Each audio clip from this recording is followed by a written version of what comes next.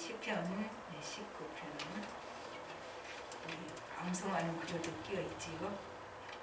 창세기 1장 6절에 태초에 하나님이 천지를 창조하시니라로 시작을 합니다.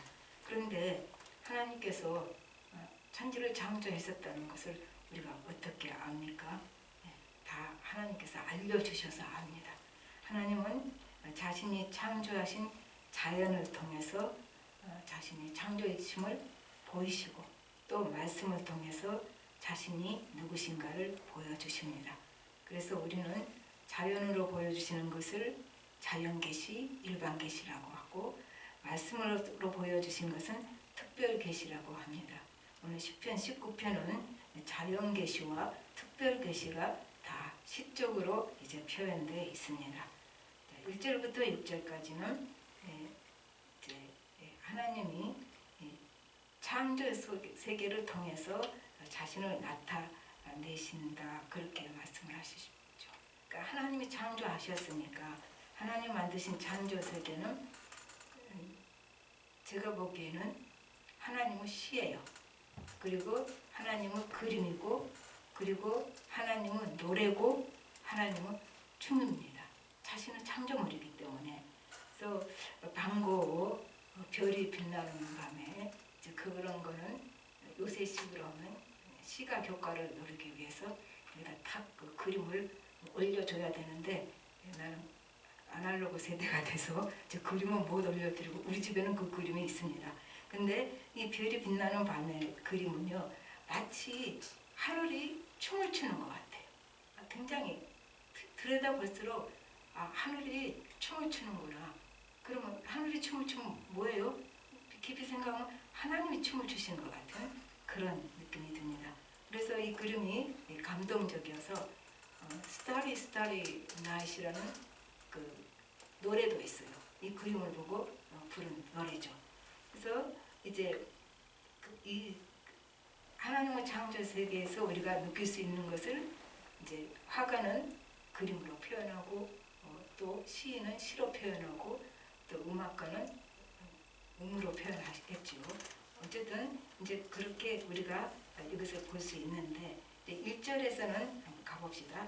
하늘이 하나님의 영광을 선포하고 궁창이 그의 손으로 하신 일을 나타내는도다. 그러면 여기서 하늘과 궁창, 궁창은 어딘가 하늘과 땅 사이에 있는 막이라고 이제 우리가 막을 압니까? 그냥 그렇다고 하니까 어쨌든 간에 그런데 하늘과 궁창은 이 전체를 1절에 나타냈는가?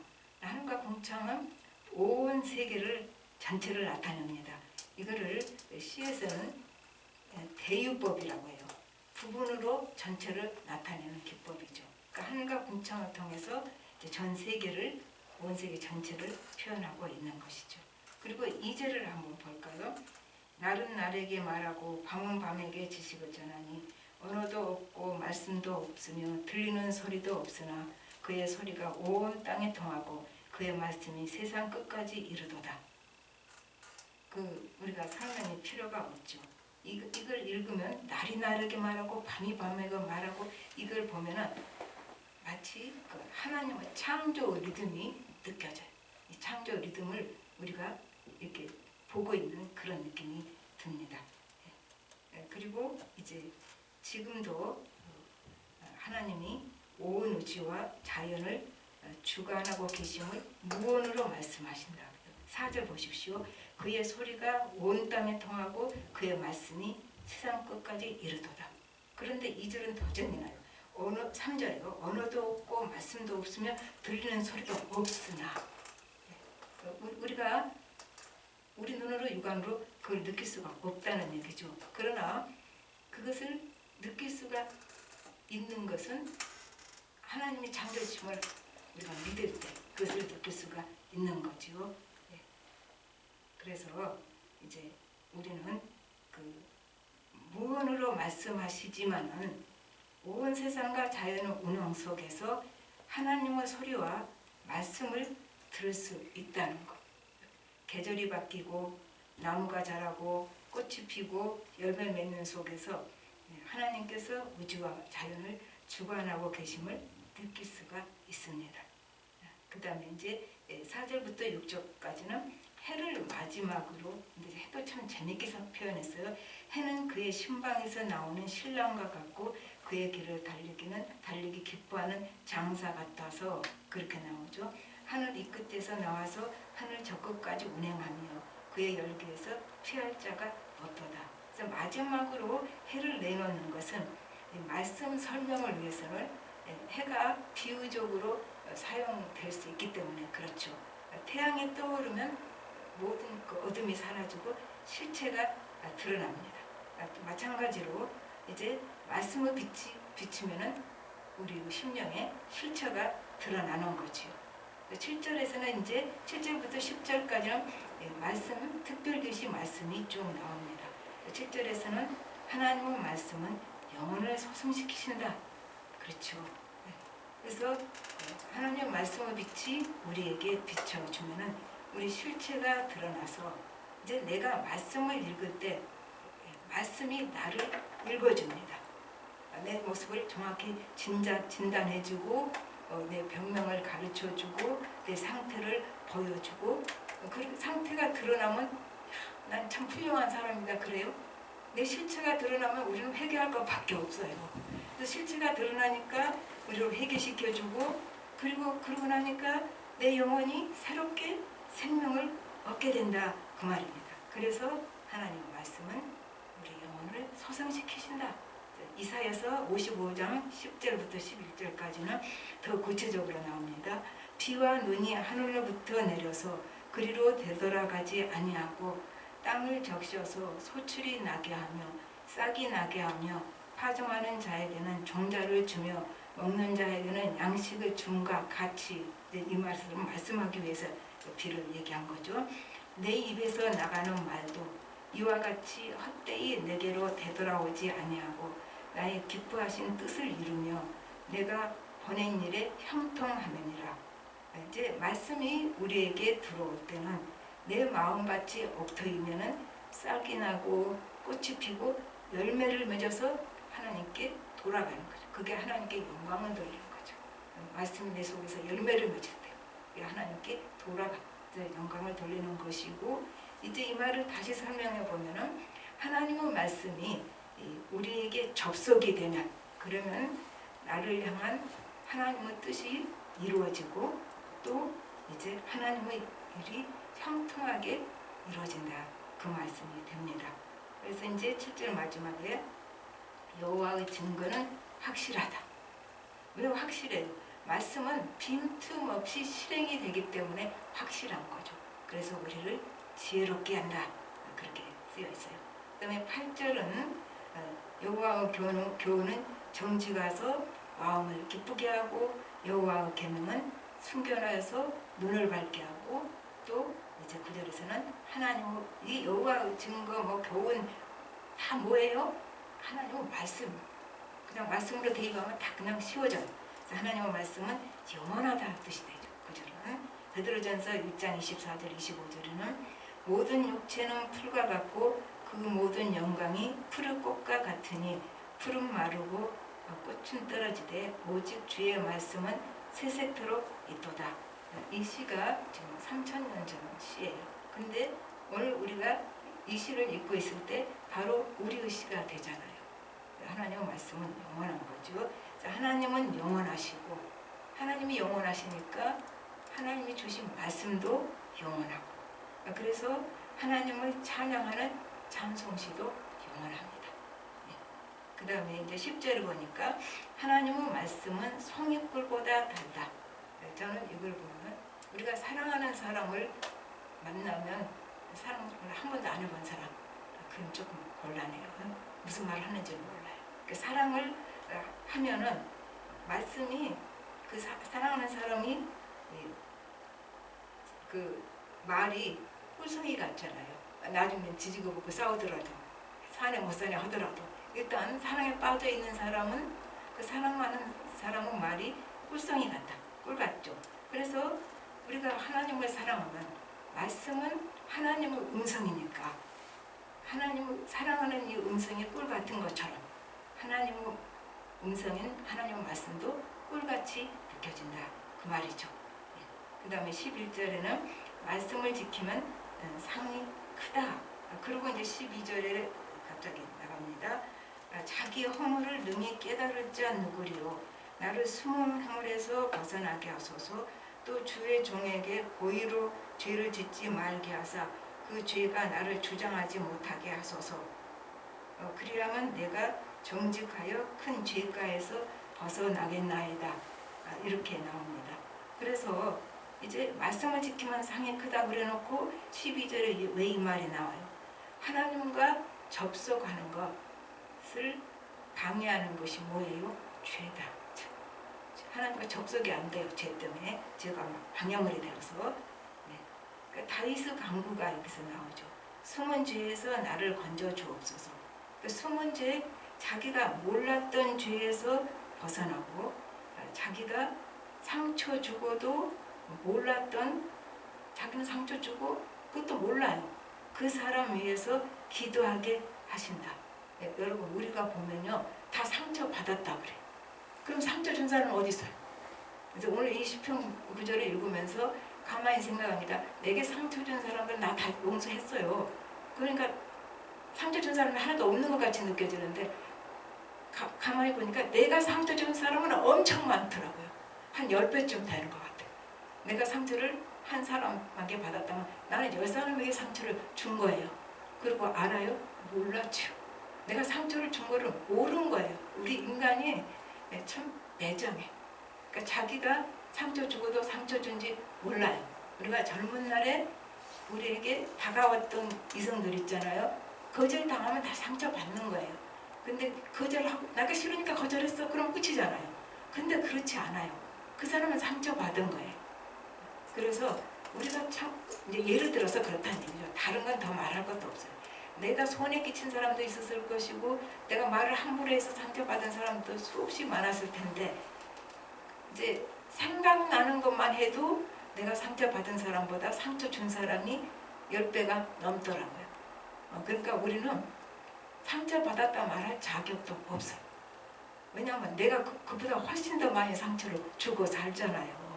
그러니까 어쩔 수 없어요. 우리 죄성 때문에. 그러니까 상처받으면 하나님 앞에 내놓고 치유받고 용서하고 또 이제 내가 상처 준 사람은 내가 회개하고 너 이제 다 뿔뿔이 헤어져서 연락도 할 수도 없고 용서를 빌 수도 없잖아요. 그러니까 우리가 회개하고 그 사람을 위해서 기도해주고 그 방법밖에 없더라고요. 연락을 할 수가 없고 그 처지도 안 되고. 그러니까 내가 상처 준 것에 대해서 회개하고 그 다음에 뭐예요? 그 사람을 위해서 기도해주고 나로부터 받은 상처를 치료해 주시고 하나님의 은혜를 많이 체험하게 해달라고 이제 그렇게 기도를 하고 이게 우리가 숨은 죄에서 건져주라는 그 다윗의 말이 참 좋습니다. 그 다음에 고의로 지은 죄에서 건져주셔서 이건 더 나쁘죠. 그래서 이제 고의로 지은 죄에서 우리가 이제 벗어나도록 이제 기도를 하는 겁니다. 이 다윗의 기도는 뭐예요? 우리의 기도가 되는 거죠. 14절에서는 내 말과 생각이 이제 하나님 뜻에 합당하여서 하나님이 받으시는 말과 생각이 되게 하소서. 이제 이렇게 끝이 납니다. 이제 여기서 우리가 볼 수 있어요. 내 말과 생각이 하나님 뜻에 합당해서 하나님이 받으시게 된다는 것. 이걸 우리가 조금 더 생각해 보면 우리는 자기 말로 자기를 설명합니다. 나 이런 사람이야. 근데 그 말이 맞습니까? 내 말은 나를 증명 못합니다. 왜냐하면 사람들은 자기에 대해서 말할 때 자기가 되고 싶은 사람으로 자기를 보고 싶어 합니다. 그래서 그 말이 나오는 거예요. 그러면 자기가 말하는 자기와 실제 자기는 다르죠. 차이가 있죠. 나는 이런 사람이 되고 싶어서 그래서 자기가 이런 사람이라고 말을 했는데 자기는 그런 사람이 아니잖아요. 그러면 차이가 나죠. 그래서 내 입술의 말과 마음의 묵상이 여기서 따라 나오는 겁니다. 말씀이 내 심령 속에 들어와서 묵상을 할 때 말씀이 내 심령 속에 들어와서 이제 내 심령이 뒤집어지고 바꿔지고 변화되고 그러면 그 결과가 어떻게 돼요? 삶으로 나타나지요. 당연히 삶으로 나타나죠. 심령이 바뀌었어요. 삶이 똑같아. 안 바뀐 거야. 우리는 자꾸 그 사람 마음은 그렇지 않은데 그렇게 하면 안 돼요. 내가 말은 그렇게 했지만 내 마음은 그렇지 않아요. 그러니까 내 심령이 바뀌면은 내 삶도 바뀐다. 하나님 말씀은 능력이 있어요. 하나님 말씀이 내 심령을 뒤집어 놓으면 내 삶도 뒤집어지고 바꿔진다. 그 말이죠. 예. 그래서 내 말이 내가 어떤 사람인가를 보여주는 것이 아니라 내가 살아가는 삶이 내가 어떤 사람인가를 보여줍니다. 우리가 다른 사람 볼 때도 그렇잖아. 저 사람 말은 그렇게 하는데 그 말과 그 사람은 삶이 똑같습니까? 그러면 괜찮아요. 근데 아니거든요. 그러니까 자기 말로 자기를 증명하는 게 아니라고. 자기는 자기 삶으로 표현되고 자기 삶으로 어떤 사람인지가 드러나고 설명되고 그렇다는 얘기입니다. 이제 그래서 내 입술의 말과 마음의 묵상이 주님 앞에 연락되기를 원하나이다. 이 말은 이제 뒤집어지면 어떻게 돼요? 내 삶이, 내가 사는 삶이 하나님께서 받으시는 예배되게 하소서, 그런 의미가 되는 거죠. 그러니까 삶이 없는 말을 공허한 거예요. 삶이 전혀 없는 신앙 공허한 거예요. 실제와 거리가 너무 멀기 때문에 항상 일치가 돼야 되는 거죠. 말씀을 맺어보십시다. 크리미아 전쟁 때 난 가보지도 않아서 몰라요. 어쨌든 책에서 읽은 겁니다. 프랑스 툴론에서 일어난 이야기입니다. 이제 성경을 나눠주는 사람이 돌아다니면서 지나가는 병사에게 성경을 나누어 줍니다.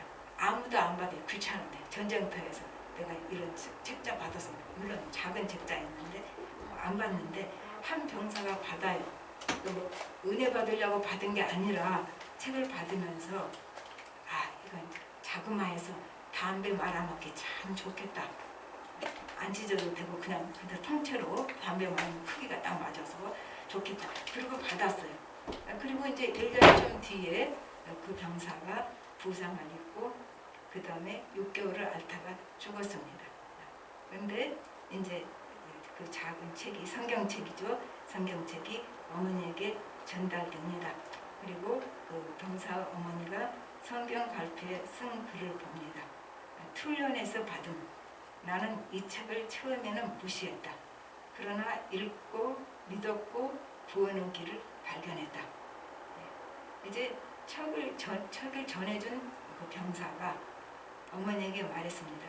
아들은 죽는 순간까지 평화와 행복이 넘쳤습니다. 이렇게 말을 했어요. 그래서 어머니는 이제 아들이 남기고 간, 또 그 당시는 우선 책보다도 책을 남기고 간 아들로 인해서 위로를 받았다는 일화가 있습니다. 이제 여기 14절 맨 첫 번 한번 보십시오.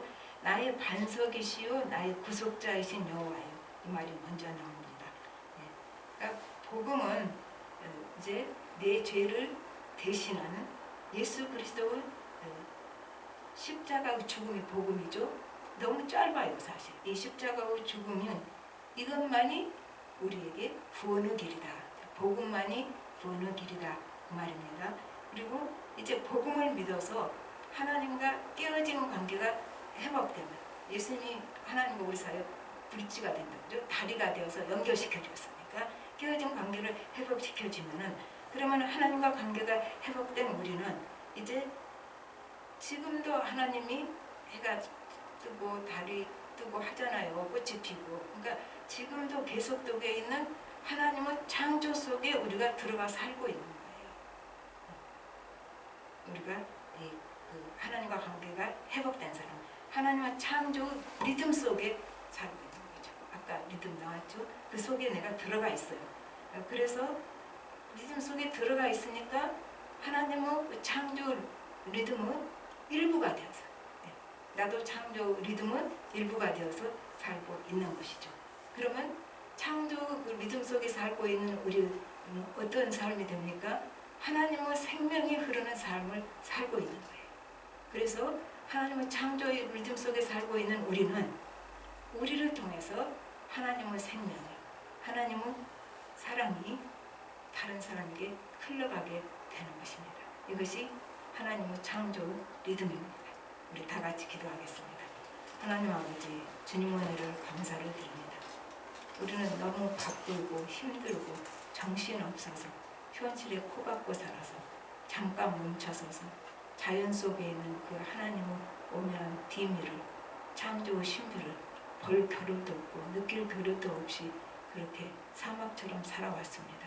아버지 하나님, 우리가 자연 속에서 작은 그 꽃 한 송이에서 풀꽃이 이제 밟혀 있는 그 속에서도 하나님 그 창조 세계를 발견할 수 있게 해주시고 하나님이 창조이심을 보게 해주시고 해가 뜨고 달이 뜨는 그 관계 속에서 하나님이 창조의 리듬을 아직도 지속시키고 있다는 것을 알게 하시고 내가 예수님을 믿어서 하나님의 창조 리듬 안에 들어와 있다는 것을 알게 하여 주시옵소서. 그러므로 하나님의 창조 리듬 속에 살고 있기 때문에 우리에게는 하나님의 생명이 우리에게 흘러 넘쳐 들어오고 그러므로 말미암아 나를 통해서 내 주위 사람들에게 하나님의 사랑과 생명이 흘러 넘쳐 나가게 하여 주시옵소서. 모든 말씀 예수님으로 기도합니다. 아멘.